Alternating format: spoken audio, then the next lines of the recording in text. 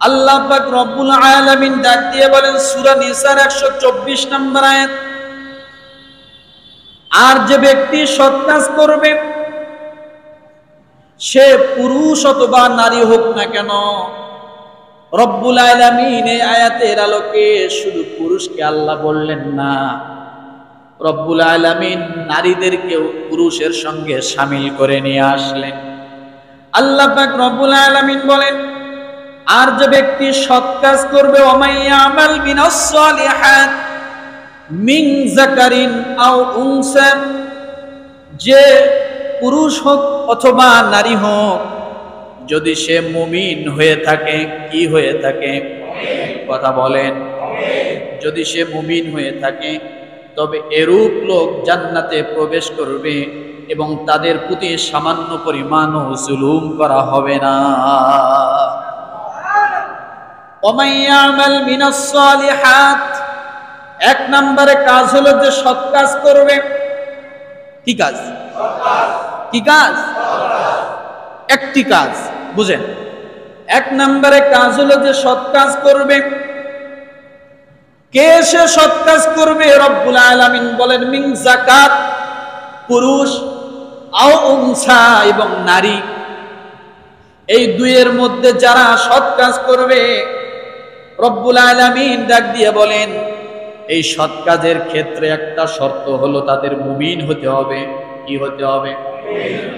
মুমিন হতে হবে। হুয়া মুমিনুন, তারা যদি মুমিন হয় আর সৎ কাজ করে নারী এবং পুরুষ, আল্লাহ বলেন ফাউলাইকা ইয়াদখুলুনাল জান্নাতা, আল্লাহ বলেন অতঃপর আমি আল্লাহ তাআলা তাদেরকে জান্নাতে প্রবেশ করায়া দিব। ওয়ালা ইউযলামুনা নাকিরা, আল্লাহ বলেন ওয়ালা ইউযলামুনা নাকিরা, তাদের প্রতি সামান্যতম নিম্নতম পরিমাণও আমি আল্লাহ জুলুম করব না। কি করব না? তাদের যা প্রাপ্য তারা অবশ্যই সেটা পাবে, সামান্যতম নিম্নতম কোনো জুলুম করব না। এখানে একটা ব্যাখ্যা আমি করে দিয়ে যাই, তাহলে বুঝতে সহজ হবে। নিম্নতম কেন বললাম, সামান্যতম কেন বললাম? ওয়ালা ইউযলামুনা নাকিরা,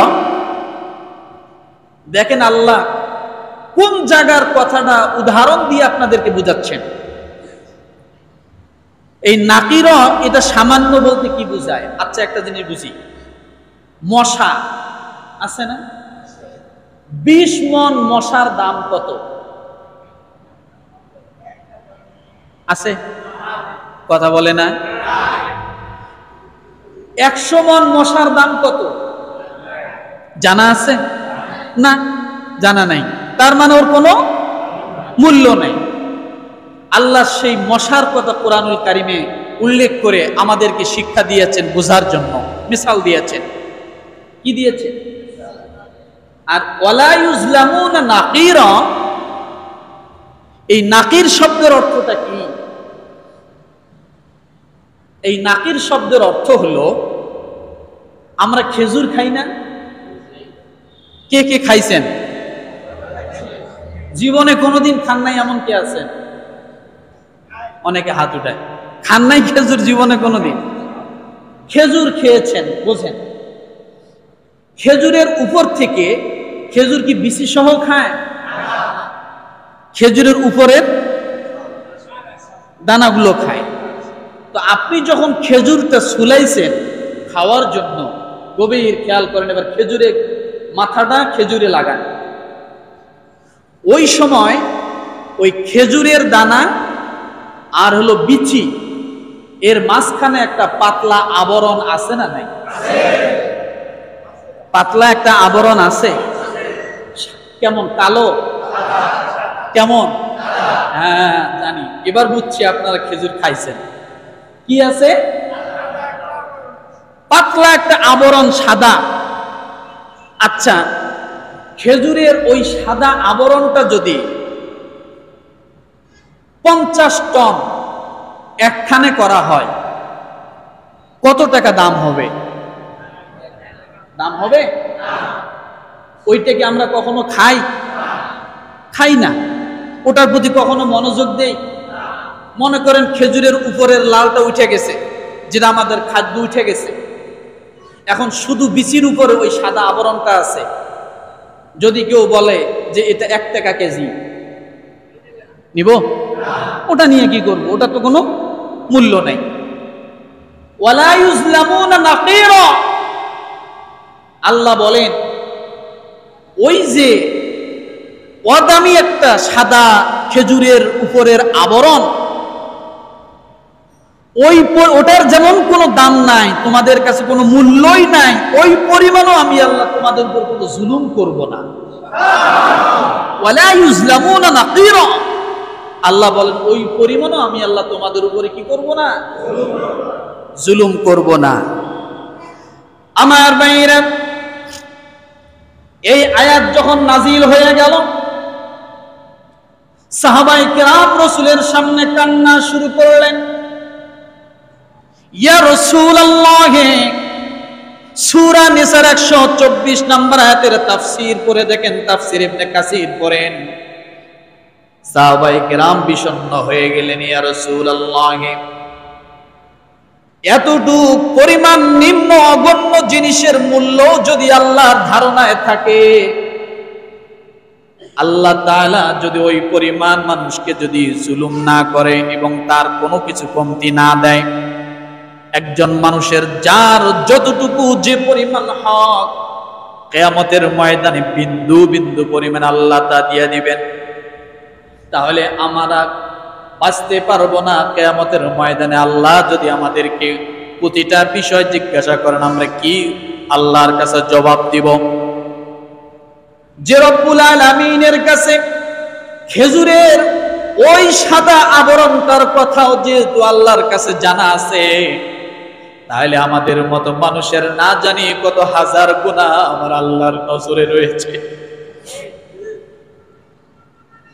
ইয়া রাসূলুল্লাহ, আমরা কিয়ামতের ময়দানে পার পাবো না।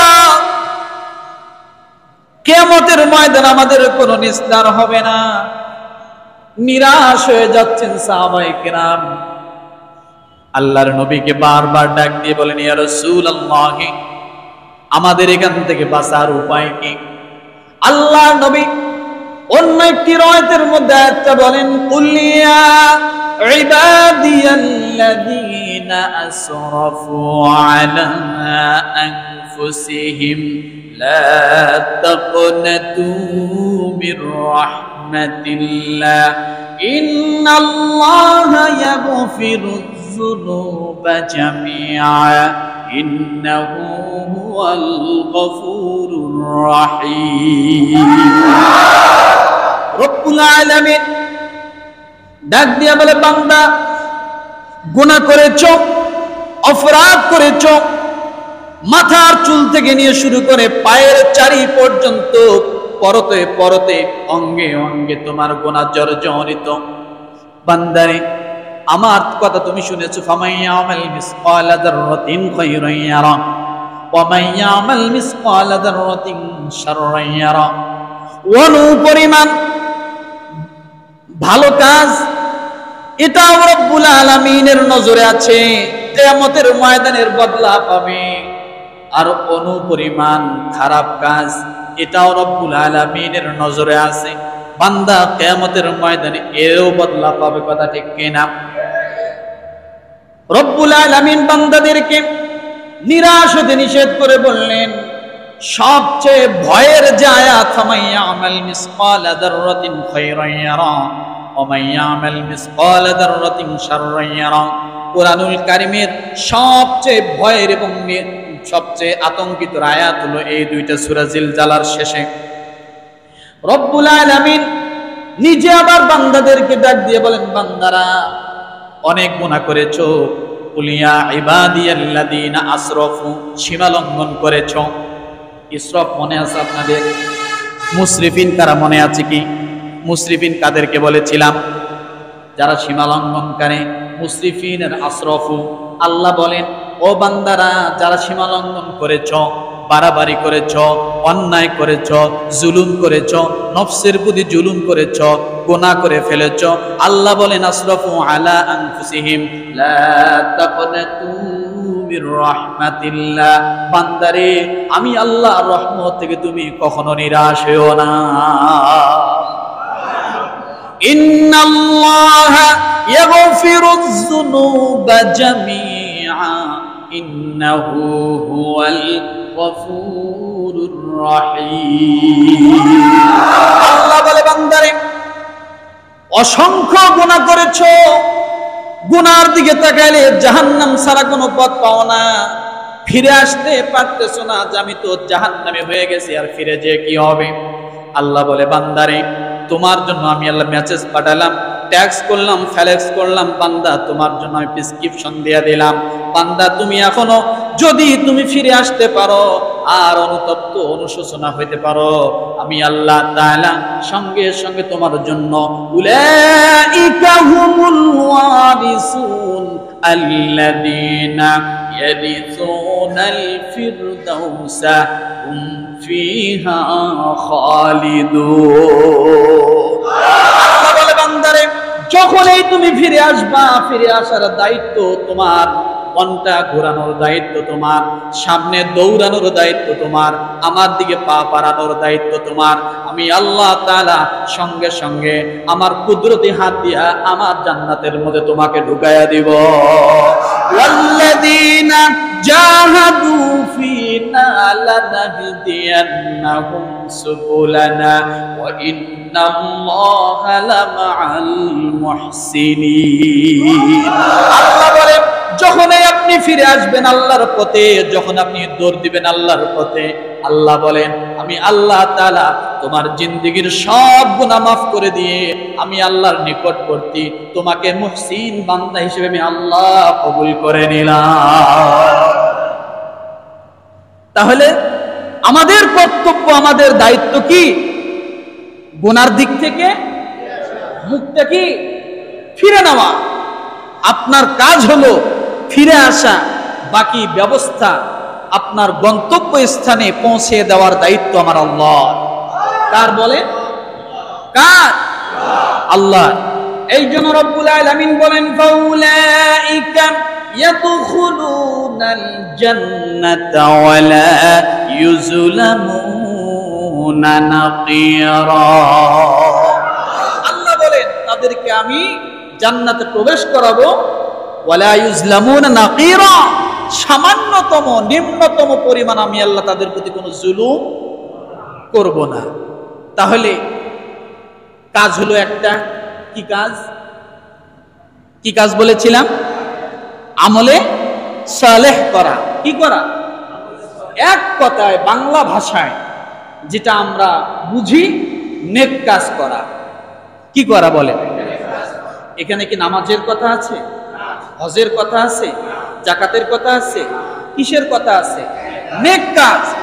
নেক কাজ ওই কাজকে বলা হয়, বুঝেন, আমলে সালেহ ওই কাজকে বলা হয় সমস্ত ফরজ হুকুম থেকে শুরু করে সমস্ত মুবাহ পর্যন্ত যত আমল আছে, সমস্ত ফরজ হুকুম থেকে শুরু করে সমস্ত মুস্তাহাব পর্যায়ে যত আমল আছে, সমস্ত আমলকে একত্রিত ভাষায় বলা হয় আমলে সালেহ। কি বলা হয়? কি বলা হয়?